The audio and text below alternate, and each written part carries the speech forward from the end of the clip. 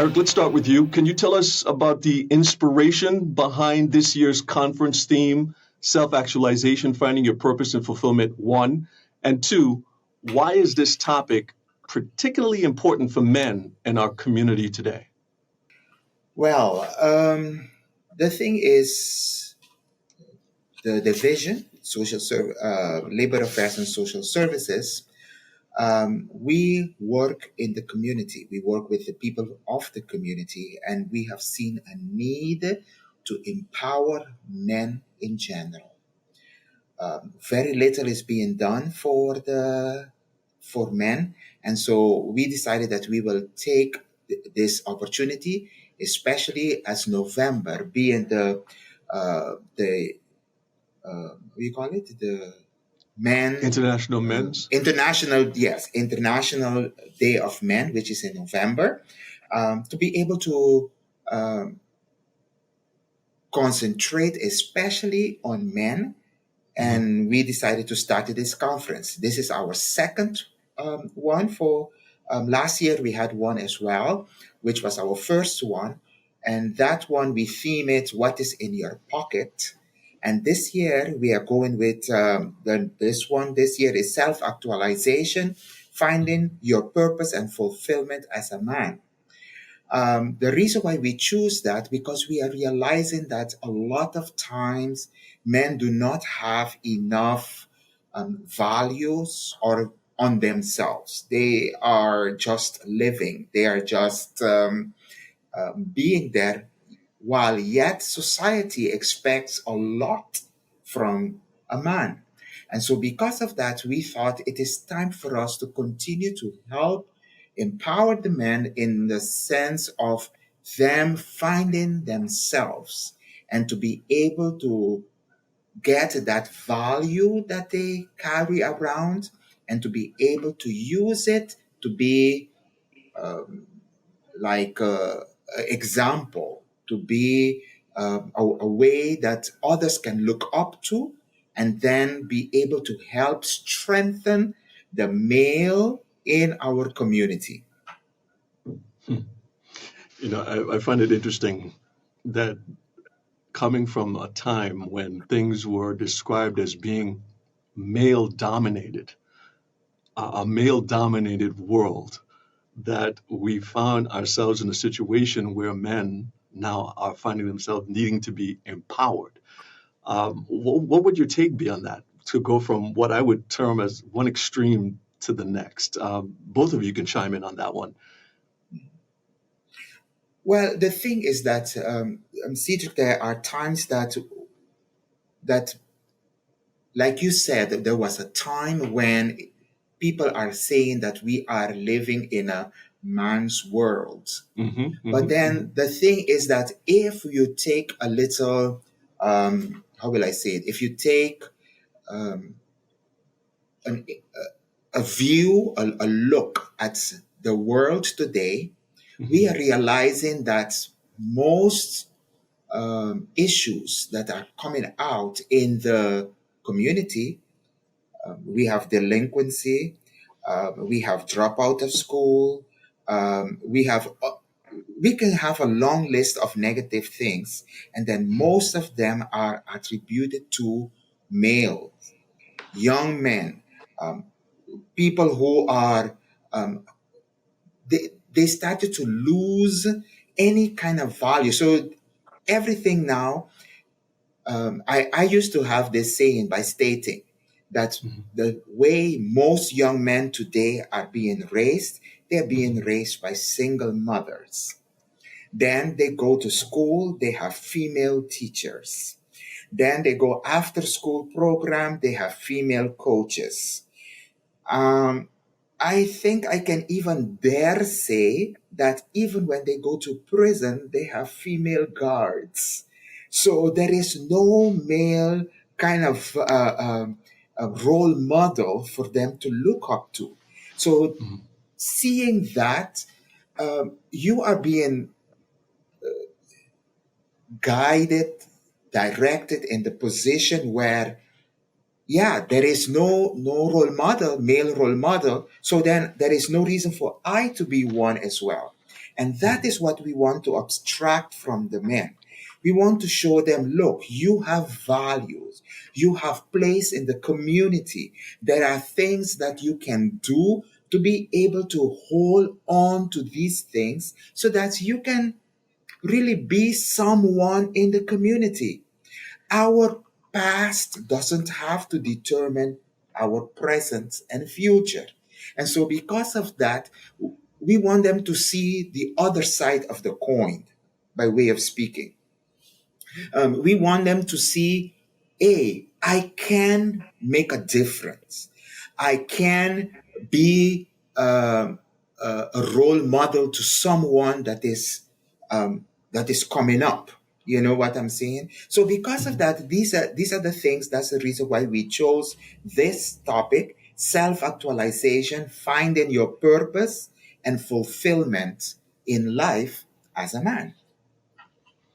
And you chose what I would definitely say is the best person to deliver on this topic. And welcome here, King Verse, to our edition of the program. Verse, I want you to jump in and chime in on that specific question that I just asked. Again, moving from a male dominated world to having conversations in the 21st century where we have to now empower men. And some of the comments that Eric made, what's your take on the subject? Now he's definitely spot on. I think the lack of male role models, especially in the household, coming up to shape a young man's life, especially for the men, it's lacking, and it's a link in the chain that is, has caused a wide effect across the board. And I kind of see it like this, right? Our moms or females in our lives are kind of like the radio. So we're supposed to be listening to the radio, but we're watching the TV, and the TV is like now attracting our eyes. So we just follow, as young men, we follow what we see as opposed to listening to the information that's downloaded. And a woman can only do so much in a young man's life. That's why I could attribute to myself growing up in a broken home. What I saw was more what I gravitated to. So seeing the guys on the block, I said, oh, well, that's a clique. Let me go with them. And okay, my mom is telling me one thing, but the streets is telling me another. The guys on the block is telling you, women are basically, they speak negatively about women, or, a man's supposed to have multiple women. And then we tend to act on that until now you have that awareness for yourself, or you realize, nah, that's wrong. Okay, I gotta change the mold. I gotta break the chains and start a new path. And I definitely think that this event can help make men realize that, hey, there's so much more to us than just the standard or what we've been handed down. Basically, a lot of men go to work, provide for those that do provide, and it's just a cycle. And men don't chase their dreams, chase their goals, or they give up, or they're chasing just a dollar, and that's it. That's why oftentimes, especially around here in the islands, you see a lot of men hanging out by bars after work. They don't have relationship skills. I mean, there's so many areas that they're lacking, and I think it's time for men to also hold other men accountable and say, hey, my brother, you got to level up. And I think this is why we come to this point where we say male empowerment, because now it takes, other men to empower the other ones and say, nah, brother, that's not the way. You can't be, downgrading a woman or degrading a woman or mistreating your lady. Level up. You have a daughter that's looking up to you. You have a son that's looking up to you. You have the next generation that now we have to reshape, learn and unlearn detrimental habits and learn new habits and instill. Now we want to nurture. So we want to fertilize the next generation. So when they come up, they can bear fruits that will continue to feed our nation and, help us develop in a new light.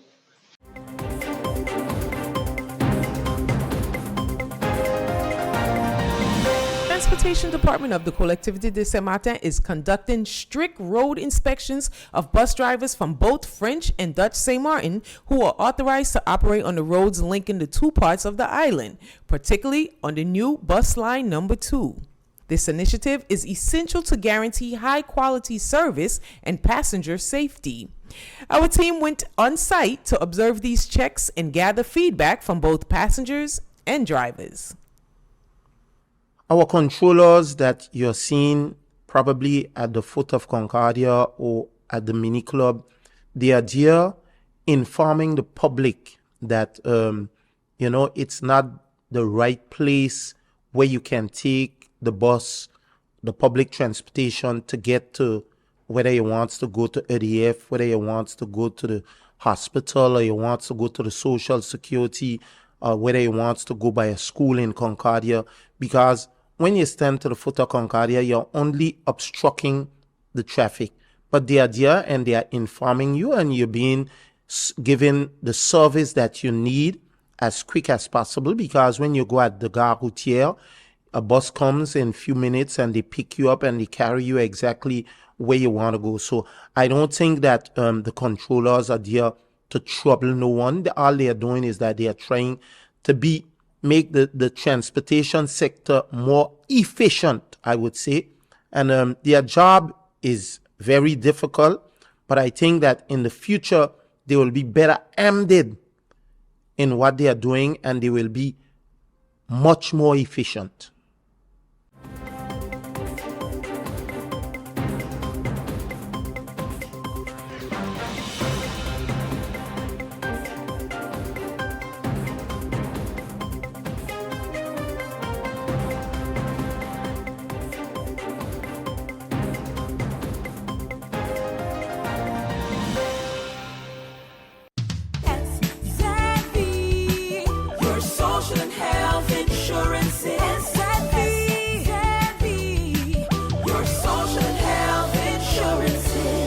Are you SXV insured? Do you have a valid medical insurance status? SXV is cardless. Request your My SXV account today and enter the virtual office of SXV. Go to sxv.sx and sign up now. SXV, yeah. Your social and health insurances. It's hurricane season. Are you prepared? Here are a few tips to keep in mind to help keep you and your family safe. The Atlantic hurricane season runs from June 1st to November 30th, with the peak occurring between mid-August and late October. This hurricane season, be sure to put together a go bag. A disaster supply kit including a flashlight, batteries, cash, first aid and supplies, medications, and copies of your critical information if you need to evacuate. This public service announcement was brought to you by the government of St. Martin.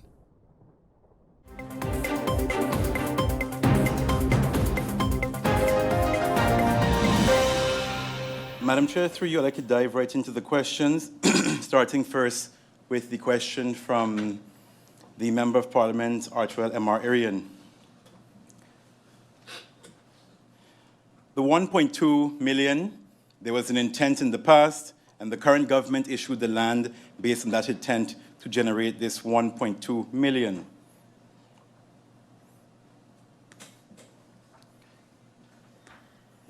Adjustments? Yep.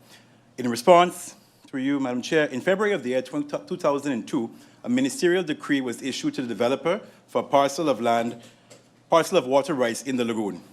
This decree was never deeded within a 6-month period and therefore expired. However, the developer constructed and maintained a marina in the lagoon for a period of approximately 20 years. In 2019, a new decree was issued to the developer.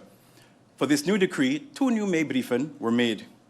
The water parcels in the lagoon were remeasured, and one of the existing marina and one of the proposed extension of the same marina that was to be requested. In this 2019 decree, the Department of Domain Affairs advised to issue the developer a penalty of 1.2 million guilders for using the water rights. The decree of 2019 also expired without the developer deeding it. To date, this area is still not deeded, but in use. Now, under my tenure, I plan to do the following. The first, ensure the water rights that have been in use for the past 20 years are being paid off with a retroactive fine. And just to clarify, discussions are now about rectifying the first parcel, not issuing a second parcel. The decree, therefore, is only about the area that has the existing structure that's currently in use but not deeded or paid for.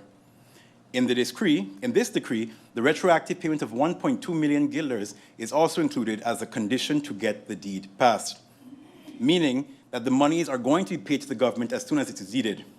Aside from that, the canon for this area, will also be increased from 50,000 guilders to approximately 250,000 guilders per annum. The MP's second question, is the railroad going to get the attention it needs? It's part of the road, it's part of the road, of the side roads project, but there's no plan or structure. The side road project, let me clarify, the side road project is for roads that are unpaved. Well Road being paved is not part of this project, but the resurfacing project.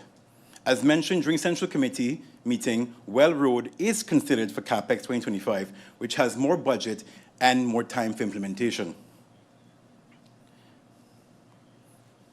The MP's third question, Nature Foundation spoke about protecting this area, and we did get some clarification from the MP through you, Madam Chair, with regards to what he meant by this area. It was actually with regards to the lagoon in its entirety, not necessarily a piece of land. Did the Ministry of ROMI speak with the Nature Foundation regarding this land, this area? Will any building permits be given for the area? And before that, will there be any advice requested from Nature Foundation for anywhere in the lagoon? Advices from Nature Foundation have been received concerning pending water rights requests in the lagoon. These will, of course, be used when a decision will be made concerning these requests. One of these cases is currently being handled in court.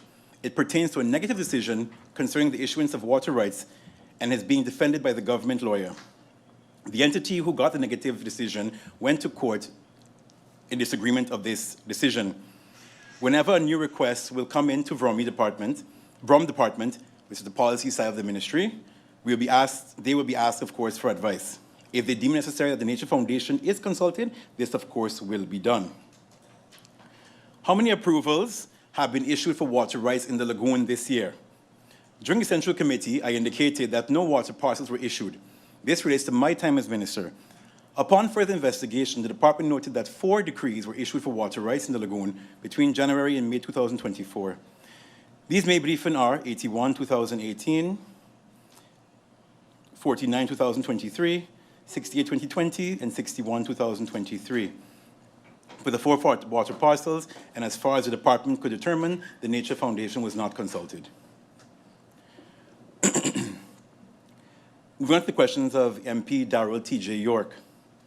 How much does the Mullet Pond contribute annually to the economy of St. Martin in terms of goods and services, based on the World Resources Institute models for economic evaluations of ecosystems? Give me a second as I adjust these lines. There we go. In 2012, the Nature Foundation conducted a baseline survey on the ecology and economy of Mullet Pond. Report, of course, can be requested from the Nature Foundation.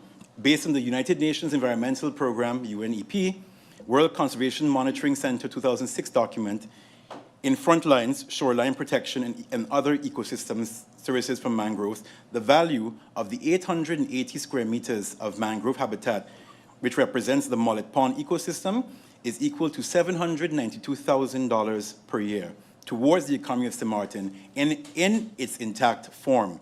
This does not, of course, include or take into consideration the high biological value that the area represents as well. Seeing the sale of Mullet Bay, is the government now prepared to protect the environmental area of Mullet Bay? The area is part of the draft zoning plan, lowlands. So yes, if this zoning plan is finalized, the area can be preserved, protected through national ordinance approved by Parliament, of course. However, this depends on our available budget and capacity to do so. Very important to note as well, this is something that we are also having discussions with regarding how we plan to look at the zoning of Mullet Bay in particular. And indeed, through you, Madam Chair, Mullet Pond has been identified as an area we want to actually move towards protecting. So it does fall in line with the question of the MP.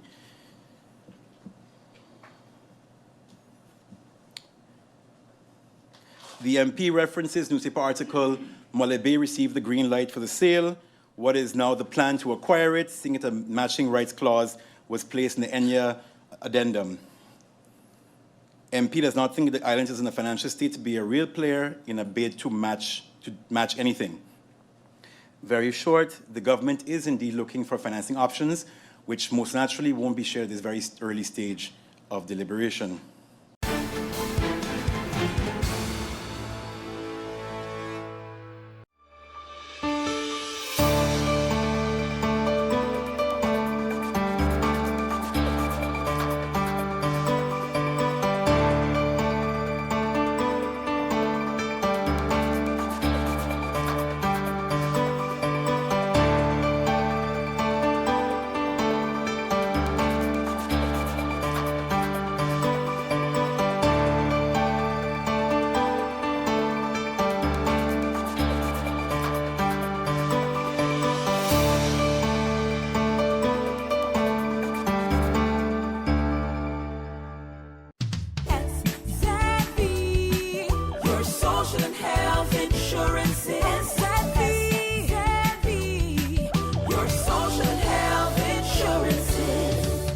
SXV insured?